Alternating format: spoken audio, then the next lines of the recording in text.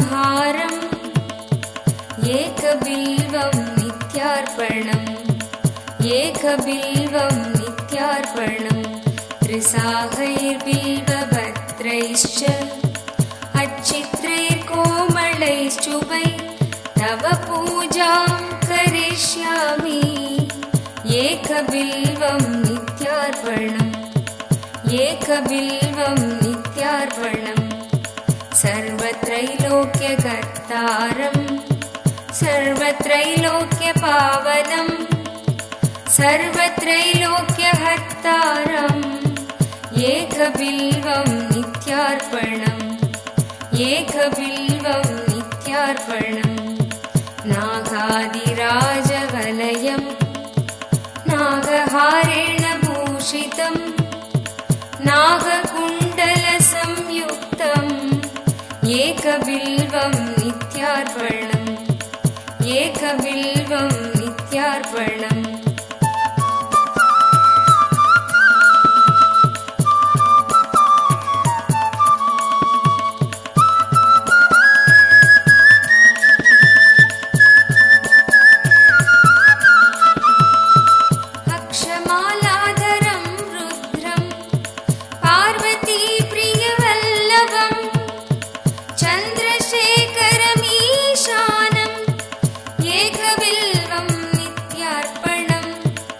एकबिल्वं नित्यार्पणम् त्रिलोचनं दशभुजं दुःखादेहोर्तधारिणं विभूत्यपर्चितं देवम् एकबिल्वं नित्यार्पणम् एकबिल्वं नित्यार्पणम् त्रिशूलधारिणं देवं नागाभरणसुन्दरम् चन्द्रशेखरमीशानम् एकबिल्वं नित्यार्पणम् एकबिल्वं नित्यार्पणम् गङ्गाधरम् उमानादम् पणिकुण्डलमण्डितम् कालकालं गिरीशं च एकबिल्वं नित्यार्पणम् एकबिल्वं नित्यार्पणम्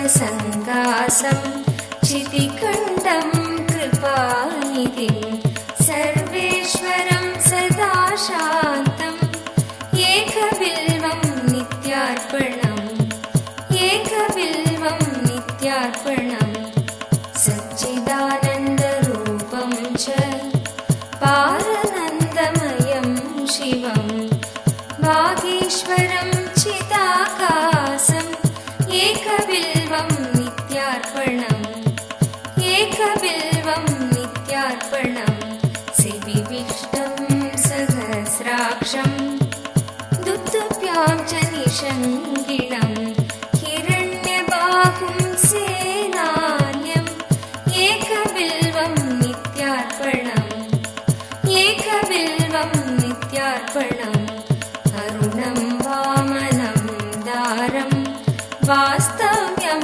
चैव वास्तुवं ज्येष्ठं कनिष्ठं वैशान्तम् एकबिल्वं नित्यार्पणम् एकबिल्वं नित्यार्पणम्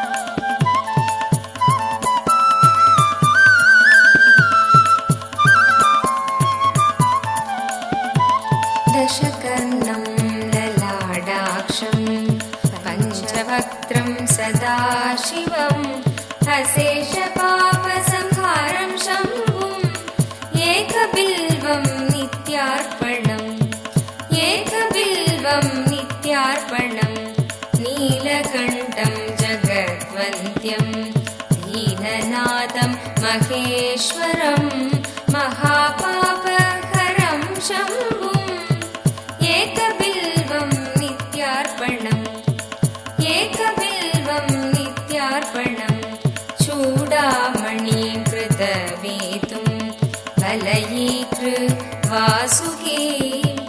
कैलासनिलयं भीमम् एकबिल्वं नित्यार्पणम् एकबिल्वं नित्यार्पणम् कर्पूरकुन्दधवळं नरकार्णवतारकं करुणामृत सिन्धुञ्च एकबिल्वं नित्यार्पणम् एकबिल्वं नित्यार्पणम्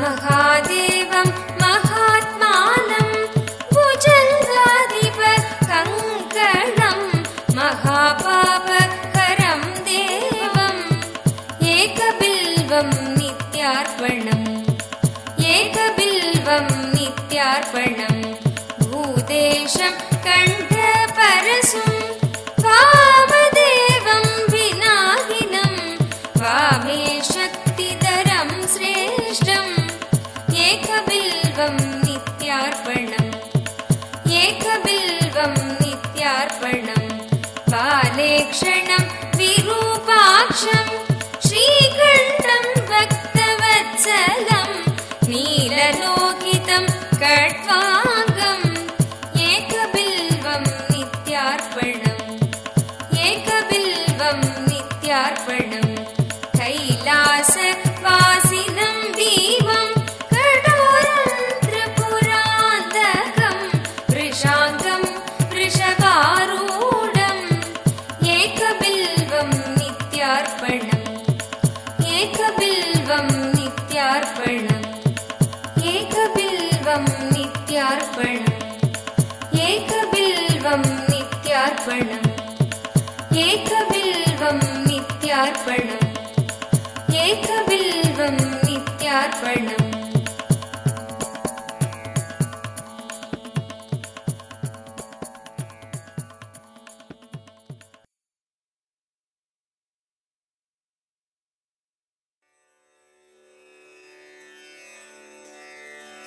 ढमढमढमरु भजे शङ्कर गण गण गण्डा भजे भोलेनाथ शम्भो शङ्कर नित्यानन्द शम्भो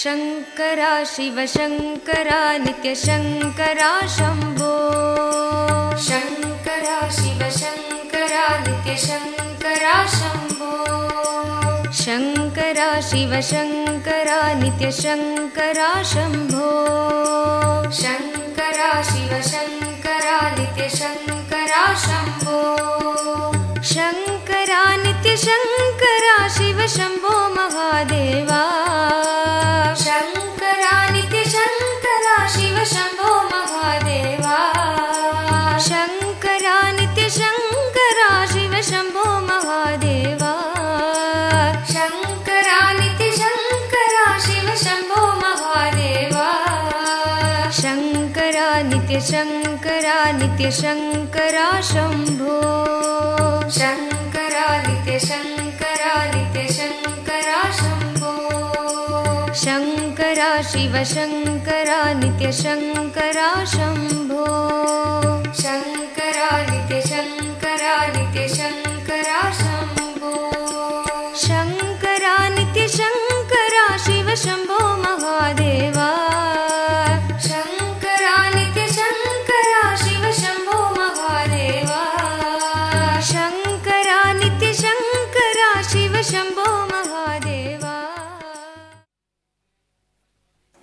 Let's start today's 12-hour session. See, the today's session purpose is Turyatita getting established in your neurological circuits.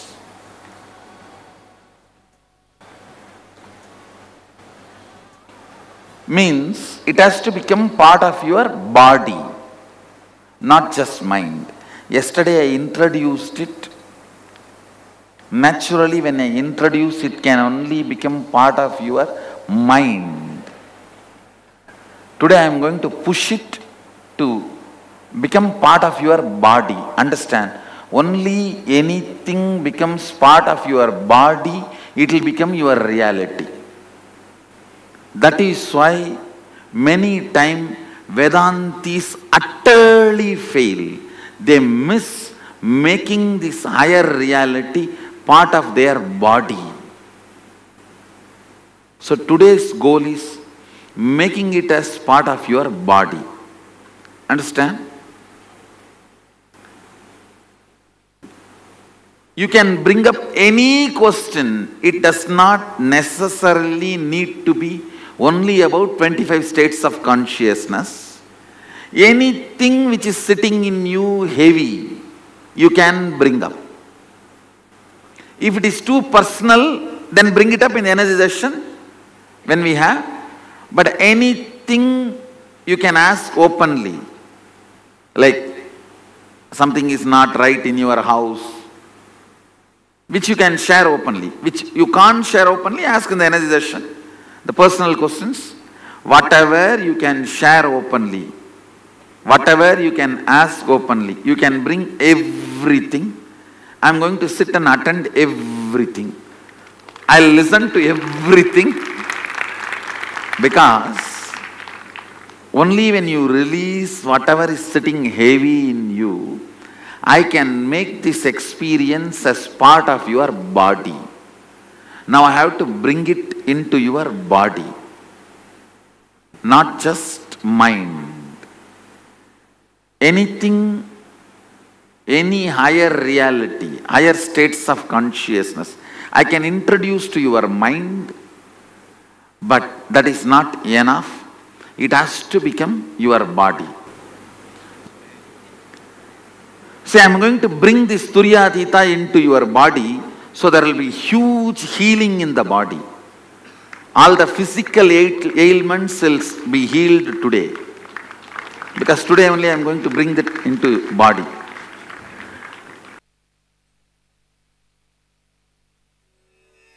प्रेम मुदित मन से कहो नित्य नित्य नाम, प्रेम मुदित मन से कहो नित्य नित्य नाम, प्रेम मुदित मन से कहो नित्य नित्य नाम, प्रेम मुदित मन से कहो नित्य नित्य नाम, नित्य नित्य नाम, नित्य नित्य नाम, नित्य नित्य नाम, नित्य नित्य नाम, नित्य नित्य नाम, नित्य नित्य नाम, प्रेम मुदित मन से कहो नित्य नित्य नाम, नित्य नित्य नाम, नित्य नित्य नाम, नित्य नित्य नाम, प्रेम मुदित मन से कहो नित्य नित्य नाम, नित्य नित्य नाम, नित्य नित्य नाम, नित्य नित्य नाम, प्रेम मुदित मन से कहो नित्य